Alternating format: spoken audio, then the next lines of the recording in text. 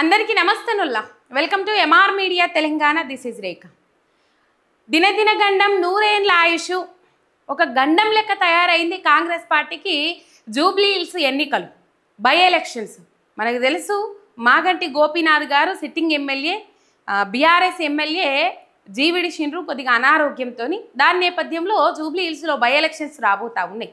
ఇప్పటికే BRS party Jubilee hills ప్రజల అభీష్టం మేరకు జూబ్లీ హిల్స్ ప్రజల కోసం, జూబ్లీ హిల్స్ ప్రజల ఆలోచన మేరకు మాగంటి సునీత గోపీనాథ్ గారికి టికెట్ ఇచ్చేసిండ్రు. అయిపోయింది. మాగంటి గోపీనాథ్ గారి సతీమణికి టికెట్ ఇచ్చేసిండ్రు. అయిపోయింది. టికెట్ అంటే ఖరారు చేసేసారు. ఇక అభ్యర్థి ఆమెనే, బీఆర్ఎస్ తరపు నుంచి అభ్యర్థి ఆమెని అని చెప్పేసి ప్రకటించేసిండ్రు. ఇప్పటికీ ఇంటింటి ప్రచారం జోరుగా సాగుతూ ఉన్నది. జూబ్లీ హిల్స్ బై ఎలక్షన్ కోసము మాగంటి సునీత గోపీనాథ్ గారు ఇప్పటికీ ఇంటింటి ప్రచారం జోరుగా కొనసాగిస్తూ ఉన్నారు. అది నడుస్తూనే ఉన్నది. ఇప్పటి వరకు కాంగ్రెస్ పార్టీ అభ్యర్థిని ప్రకటించుకోలేకపోయిండ్రు. అజారుద్దీన్ని తప్పించిండ్రు. ఆయనను తప్పించి ఎవరో ఎమ్మెల్సీ అడుగుదాము అన్నట్లుగా. ఇప్పుడు రెండో ప్లేస్లో అప్పుడు మాగంటి గోపీనాథ్ తర్వాత గెలిచి అది రెండో ప్లేస్లో నిలబడ్డది అజారుద్దీన్ని తప్పించేసిండ్రు. ఎందుకు తప్పించేసిర్రు అనేది మనం చెప్పుకున్నాం. ఎంఐఎం మాట మేరకు తప్పించేసిర్రు అని చెప్పేసి. ఎందుకంటే ఎంఐఎంది ఎట్లుంటుందంటే, ఉంటే ఎంఐఎం నుండే ఉండాలి అభ్యర్థి, వాళ్ళు సపోర్ట్ చేస్తారు. కానీ వేరే పార్టీలలో ఉన్న ముస్లిం వ్యక్తులు నిలబడితే సపోర్ట్ చేయరు. అందుకని ఈ ఎంఐఎం ఇష్టం మేరకు ఆయనతో ఇక కుమ్మక్కు రాజకీయాలు ఏం నడిచినాయి ఏం కథనో తెలియదు. అజారుద్దీన్ని తప్పించేసిండ్రు. ఏదైతే ఈ ఎమ్మెల్సీ పేరు సిఫార్సు చేసి పంపించారు ఎమ్మెల్సీగా. కోదండరామ్ అయింది అజారుద్దీన్ పేరు. అసలు అది అజారుద్దీన్కి ఇష్టమే లేదు.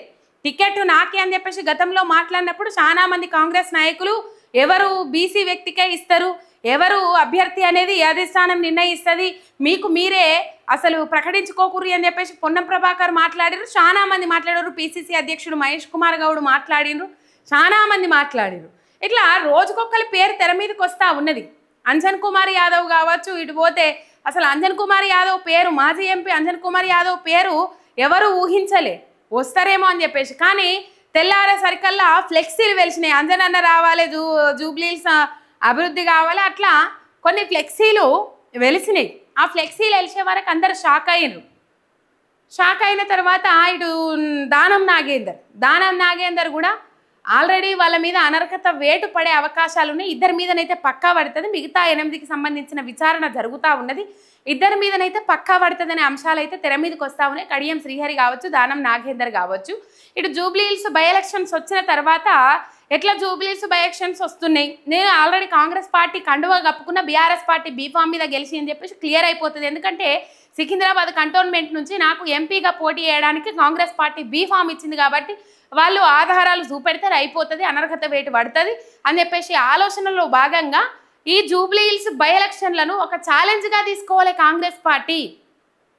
ఎందుకు ఛాలెంజ్గా తీసుకోవాలనంటే 22 నెలల పాలనలో కాంగ్రెస్ పార్టీకి తీవ్రమైన వ్యతిరేకత. ఈ జూబ్లీ హిల్స్ బై ఎలక్షన్స్ గెలిచిందనుకో కాంగ్రెస్ పార్టీ ఇక తిరుగులేదన్నట్లుగా వాళ్ళు భావిస్తూ ఉన్నారు. కానీ ఇక్కడ కాంగ్రెస్ పార్టీ అభ్యర్థిని ఇంతవరకు ప్రకటించని పరిస్థితి. మల్లగుల్లాలాడుతూ ఉన్నారు, తనలాట పడుతూ ఉన్నారు. అయితే పొన్నం ప్రభాకర్ కొన్ని వ్యాఖ్యలు చేసిండ్రు. ఒక ఇంట్లో ఇద్దరికి ఎట్లా అట్లా ఇచ్చుడు కుదరది, అట్లా ఇట్లా అని చెప్పేసి కొన్ని అంశాలు మాట్లాడినప్పుడు అంజన్ కుమార్ యాదవ్ పొన్నం ప్రభాకర్ మీద తిరుగుబాటు లేవనే తిరగబడ్డారు. ఒక్కింట్లో ఎంతమంది లేరు? ఉత్తమ్ కుమార్ రెడ్డి లేడా? వాళ్ళ సతీమణి పద్మావతి లేరా? ఇటు పోతే గడ్డం వివేక్ వెంకటస్వామి లేడా? వాళ్ళ కొడుకు ఎంపీ లేడా? ఇటు పోతే బట్టి విక్రమార్క లేదా? అటు పోతే లేడా? మల్లు రవి లేడా?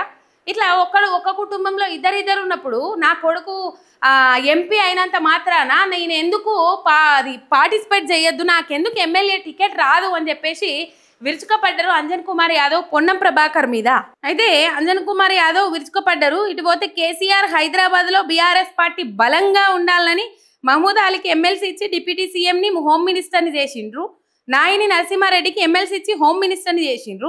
కాంగ్రెస్ పార్టీలో ఒకే కుటుంబంలో ఎమ్మెల్యేలుగా ఎంపీలుగా ఎంతోమంది ఉన్నారు అని చెప్పేసి వీళ్ళందరి పేర్లు తీసుకొచ్చిండ్రు.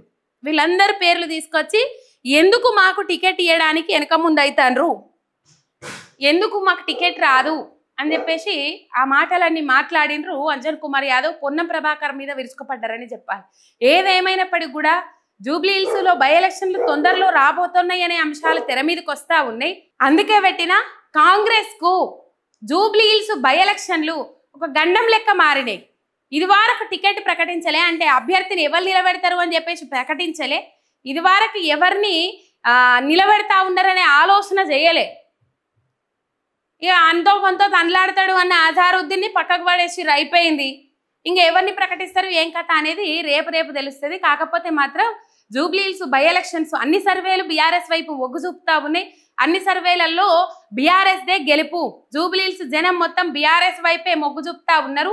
మాగంటి గోపినాథ్ మాకు చేసిన సేవ అంతా ఇంత కాదు, దానికి కృతజ్ఞతగా కంపల్సరీ మేము ఆయన 6 సార్లు ఎమ్మెల్యే, మాగంటి గోపినాథ్ 6 సార్లు ఎమ్మెల్యే, కాబట్టి ఆయన చేసిన సేవకు మేము ఈసారి రుణం తీర్చుకుంటామని చెప్పేసి చెప్తా ఉన్నారు జూబ్లీ హిల్స్ జనం. ఎవరిని కదిలిచ్చినా బీఆర్ఎస్కే కారు గుర్తుకే ఓటు అని చెప్తా ఉన్నారు. ఇక ఈ ఎలక్షన్స్ మాత్రం ఇటు స్థానిక సంస్థల ఎన్నికలు ఒక ఛాలెంజ్గా తీసుకోవాలి కాంగ్రెస్ పార్టీ. అంటే పాపము ఇక అందుకే చెప్పిన దినదిన గండం నూరేండ్ల ఆయుష్ అన్నట్లు ఇప్పుడు ఈ బై ఎలక్షన్స్ కూడా జూబ్లీ హిల్స్ బై ఎలక్షన్స్ కూడా చాలా డేంజర్ పొజిషన్లో ఉన్నది కాంగ్రెస్ పార్టీ అనే వార్తలు అయితే చక్కర్లు కొడతా ఉన్నాయి. ఇంతవరకు అభ్యర్థులు అయితే ప్రకటించలేదు. ఒక సబ్స్క్రైబ్ చేసుకొని సపోర్ట్ చేయండి. మీ ఎంఆర్ మీడియా తెలంగాణ శనార్థి.